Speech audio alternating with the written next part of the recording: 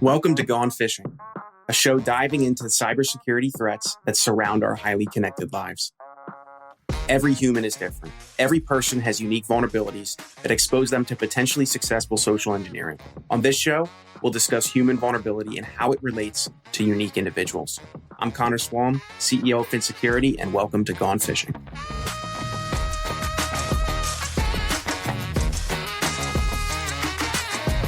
Hey everyone, welcome back. It is Connor, CEO at Fin, with another episode of Gone Phishing. And today I am joined by Tom Lawrence. Tom, how are you doing today?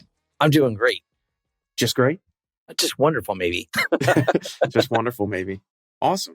So Tom, not only is he a YouTube, sensation. I don't know what you want me to call you. YouTube sensation. Anything you want. Professional YouTuber. Professional YouTuber, sure, why not? Professional YouTuber, got started in the MSP industry a long time ago. I saw a picture of you in some kind of computer repair shop the other day that looked a little dated. A little dated. That was before the hair was gray. So I think that picture is almost, that picture's pushing 20 years old. I've been working in the industry now for 28 years. So yeah. 28. How'd you get started in the MSP industry? Oh, well, before MSP, we didn't call it MSP. It was just, contract IT. And it's just walking into computer places back in the day. I decided that's what I want to do in 1995. And so I worked at a couple small places, worked at a larger place that had a retail side, which is what they will hire a person who doesn't know anything and right out of high school. But I learned about some of the contract managed side then. But I actually left that space and went into the corporate IT world before I came back out and started. I don't really think I was using the term MSP till maybe 2016 when we started 2015. Man, I'm trying to remember because there was a tool called, it was long before Enable bought it. It was called like Dog something, Hound Dog. And they had the terrible branding of "We do it doggy style." And so, Oh, wow. you dig around, you can find some of their branding. They later got bought into the conglomerate that eventually landed as SolarWinds and then switched to the name Enable. And but we don't use that platform anymore. But that's how I've been doing that for quite a while. So I kind of worked my way into it. Sounds like you fell backwards into, I'll air quote MSPs for those of you that are just listening, because it wasn't an MSP. Right. I don't remember because I wasn't a part of the industry back then, but I've heard the stories of the whole transition from break fix to managed services now. What does it look like today for an MSP to get started? I feel like it's a lot more organized today than it was before. It's more well-defined. There's plenty of events and industry-specific training you can get on this. There's also a lot of communities out there, shout out to, even though it's in turmoil right now, Reddit RMSP.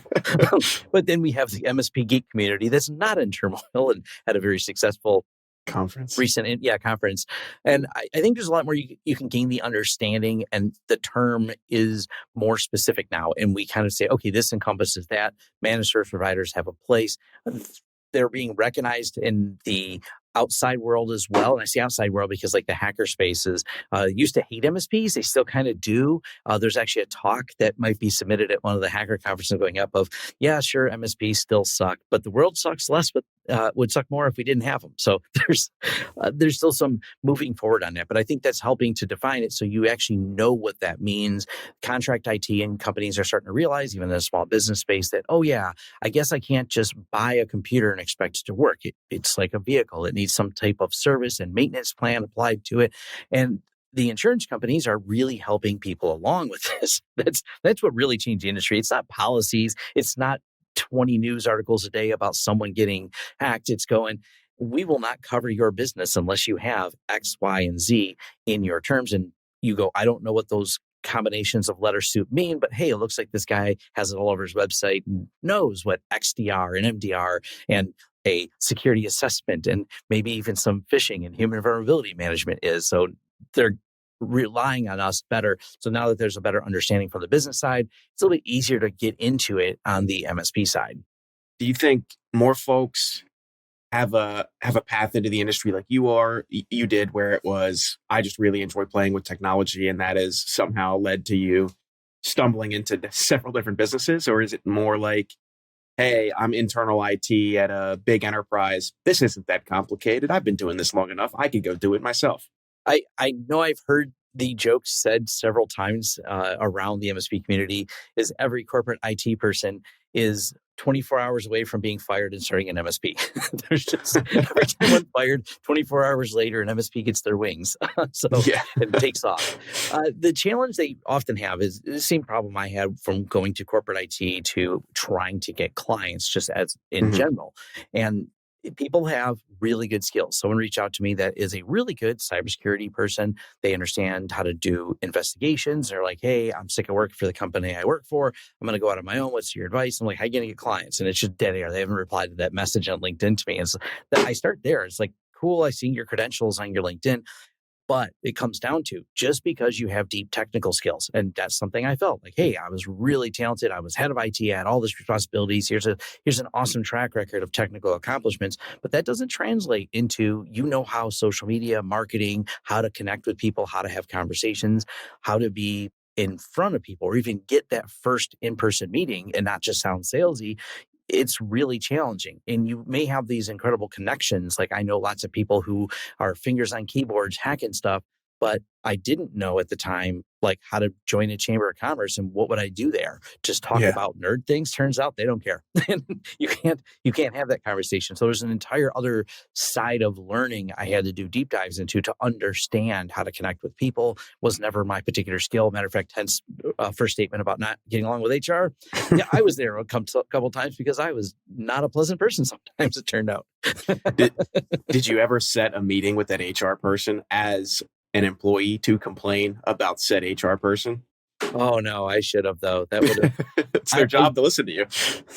Yeah. Sometimes. Well, eventually, the cool thing is the CEO of the company actually brought in a management counselor who coached me. And I thought it was, one, he was really expensive, but also it genuinely helped me because he didn't mince words. He goes, you're kind of an ass, Tom. And so we're like, all right, we were off to a good start. Now what? Yeah. I mean, just I see a lot of the same things happening in this industry that happened to me when I was studying math in college. Is like when you start a conversation, the light dims from the other person's eyes. Their mother, their brother, their uncle, their friend they haven't talked to in 14 years is like calling them from the next room and, oh, sorry, gotta go. I don't want to Yeah. be here anymore. It's like nerds talk about nerdy things that they really enjoy, but that doesn't mean that the other person cares at all. Yeah, and I was so deep into my nerd space, which is still my happy spot. I spent a lot of time thinking about how to communicate with others. It's something that still can be a bit of a challenge. It's even funny if you watch my early YouTube videos. There's a lot of people complaining I don't make eye contact because I generally that's not something I think to do, and I can just stare at the floor and talk to you and be fine. But people are like, no, you can't. No, that's not fine, Tom. That's maybe fine in your circles. Yeah, for those of you listening, I can confirm I have met Tom in person and he does make eye contact today. So yeah, that it's those little things you pick up and learn. But I dove deep into things like social media and that to really kind of understand how to get people to engage with the content and how you tell the story. And that led to a lot of public speaking. This eventually brought me to some of the YouTube was public speaking. Once I kind of figured it all out and said, I can do this and I can make something very relatable. And I used to do these series of very non-technical talks and I would fill rooms and I worked with places to do that. And it was kind of my inbound lead generation system that really brought people going, oh, wow, this person's willing to give me something. One, I can take away. Two, he didn't talk over my head or talk down to me. I can say this person taught me something that I can use today in my daily life, so to speak, to do it. The talk I did, it was most popular, I used to do annually, was called Protecting the Digital You. What is the digital you? And I would say just about the footprints you leave online, talk a little bit about privacy, always got people interested, but very high level stuff and, have people think a little bit differently about it. And then eventually they'll hire you for technical things that you're more in depth about. And that's how that kind of came to be. Back to the MSP question. Those are all those other side things that the MSP people may not be thinking about, especially when people just leave an MSP because it was poorly run. We definitely know there's plenty of those out there. And they're, and I get it. There's some are just grinders of if you spend time, I'll mention Reddit again. If you go to Reddit, our system, and there's always someone complaining about their job and how bad it is because they're like, they expect me to solve 1,000 tickets a week and blah, blah, blah, and things like that. I'm just going to leave and start my own company. And you may be able to pull those clients from the company, but it's not that. It's the staying power comes from how do you mature that into one, operational and organizational maturity to know how to hire people, price it for growth, think about all the business elements that go around it. And those are just very challenging to do. Yeah. Service delivery is one very important, but very small piece of what it actually takes to run a business. Yeah. Yeah. Is now a good time for folks to jump into the MSP industry? There's always a good time. There's always another restaurant opening. It's not like, we've just settled it that there's enough restaurants. There's always, if you look around, matter of fact, while people are in an area, you'll see these concentrations of restaurants. And it kind of works the same thing in the MSP space. There's always an opportunity, especially if you come up with a little bit more clever way to do it. Never say, I'm just going to do it 20% less than the competitor. That's probably the worst idea. That's not innovation at all. It's making sure you price it for growth and price it. Matter of fact, we are swinging much the opposite. We keep raising our rates to where I know I'm a little bit higher than average, but that's where we really focus on the service delivery and conveying how we do that value. Matter of fact, that's sometimes what people do. They can get scared by the cheapest price going, they claim they can do everything you can do. Yeah. That half price seems a little bit ridiculous because everyone else is within like a 15%. And they'll see this. This is even how sometimes bid sheets go. That person who's that anomalous number that seems too low to be true, they may ask questions of them, but some business owners are savvy enough to go, it's not about the cheapest price. It's about what can the value deliver. And if they don't think you can deliver value at that low of a price, they may not choose you. It's a little bit of psychology going back and forth that you really have to consider. And it's not just, there are certain people who shop price. I don't want those people. And you may not want them either. You may have to take a couple when you first start your MSP, but in the big picture, someone who's nickel and diming you over the pennies, that's a systematic problem you'll find that they may have. Not the best clients. A race to the bottom helps nobody, for sure.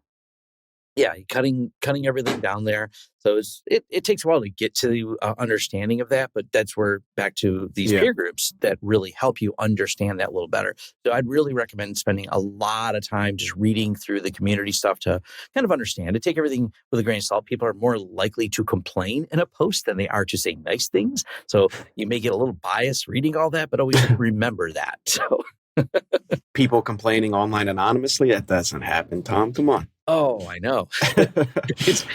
MSPs are technical people. Technical people have strong opinions and they love to share them, especially when they can do so with the veil of anonymity. There's a reason why, dumpster fire stickers got printed and were handed out at several conferences over the past year. Yes, absolutely. It's not because people hold weak opinions, for sure. No, not at all. Yeah. No, you mentioned a lot of good things. You mentioned folks should get involved in peer groups. I really do think, I am not an MSP for those of you listening, but I attend peer groups as a vendor. Yeah. And just listening to them describe, we were doing this in our business and everyone else in our peer group is doing this other thing that is completely antithetical to what we were doing. And we kind of realized, okay, we need to switch things up. We need to bid our prices higher, like you had mentioned. There's definitely a lot of wisdom in that. Anything else you'd recommend that folks do to get started in this industry? There's plenty of business books out there. I actually found the Traction book to be probably good. It's a good short read. Yeah. It is a operating manual for a lot of business process, unrelated to specifically MSP, but it just gives you good process. Of course, like there's the E-Myth Revisited. Dive into a lot of those books. There's tons of good knowledge out there. Well, maybe too much. So that's why I named implicitly 2 books. Yeah. But those can be helpful just to get a good grasp on the business side of things. I think that's really important to at least understand it from a high level. So you're speaking the same language. You understand what a P&L is, understand how to look at your numbers and whether or not you're actually profitable. And it'll also help with the terminology when you go into some of the business level peer groups. This is really helpful out there. Yeah. Sometimes the business side of things is way more complicated than the service delivery. And if your business plan, I've heard several, and not partners of ours, but partners in general, make statements such as, he's like, we're definitely profitable because we made more, we bid more, we won more contracts this month. It's like, yeah, I don't think you know how. I'd go check that out. It's like there's a spreadsheet somewhere in your business that might be a little shocking. You should go find it. Yeah, understanding those numbers, applying them. I had kind of an inside track advantage. When I worked in corporate, I was involved in rewriting the entire accounting system. So I got some intimate knowledge of, they were doing about $41 million a year in 2002, the company I was working for. So I know how a chart of accounts for a $41 million a year company was at probably $60 or $70 million adjusted today. But there was a lot of chart of accounts. There's a lot of things like that. And I helped rewrite that system. And I applied that knowledge to try to understand how to break out my chart of accounts and my buckets to understand profitability. And, you have to understand those cost centers. And having firsthand experience is awesome. Reading some of the books I read, even when I was younger, really helped me understand it and made the business decisions a little bit easier later on. Yeah.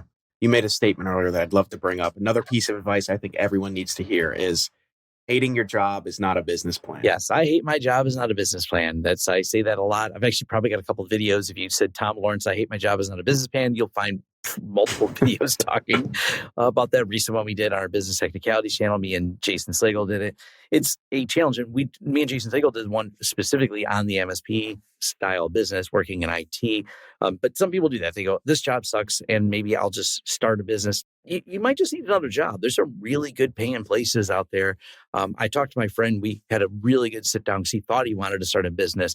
And I told him, here, let's break it all down. And he started getting a little bit less. I'm like, also, you make what he makes almost $200K a year. I'm like, you want to quit your enterprise job because of politics that are so dumb, but you think running a business and you'll make this much. Well, he has no idea how to get clients. He's running a high level security. He's really technical. And I'm like, I don't think you're ever going to get clients. Like, he said, well, people just want to use my services. I'm like, how do they find you? I don't know. Maybe I'll make some YouTube videos. He's just like so basic, no real concept of the business or marketing aspect. I'm like, you might just want to find another place to work. Another place offered me about the same pay. And I'm like, consider it. Look at it. Yeah.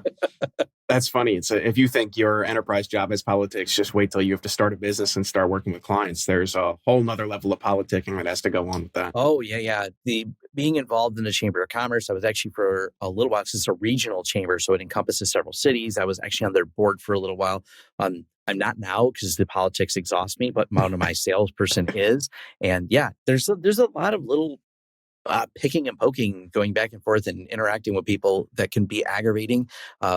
Brett could certainly speak to that because he inherited all that. There's a reason I'm not on the board anymore. I can't sit through the meetings, and I want to say things that I probably shouldn't say. Yeah. But you just have to play the part a little bit on that. It's a lot of handshaking and events that you have to look formal at, which I'm not a huge fan of. It's a lot of shaking hands and kissing babies. Shaking hands, kissing babies, making deals. And you'll learn a lot of it is people buy from people they like, but you also got to be careful because you don't know who's friends with who. So you can't say all that person. You can't always say what you want to say about some of them. I can be more vocal though. I've definitely been that way. I'm not afraid to throw rocks at people who do some shady things. Well, you heard it here first. Throw rocks if you have to. Just hating your job is not a business plan. Mm-hmm. And make sure you've really thought about the amount of politics you'll have to go through if you start your own business. There's always some BS, no matter what job you have or business you run. There's always some BS. You heard it. Awesome. Well, thank you so much for joining me today, Tom. This was a blast. I will definitely have you back on some other podcasts to educate the folks that are listening and help them out. Sounds good.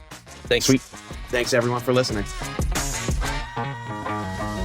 Thanks so much for tuning in to Gone Phishing. If you want to find out more about high-quality security awareness training campaigns, how to launch them in ways that actually engage employees to change their habits, then check us out, FinSecurity, at finsec.io. That's PHINSEC.io. Or click all of the wonderful links in our show notes. Thanks for fishing with me today, and we'll see you next time.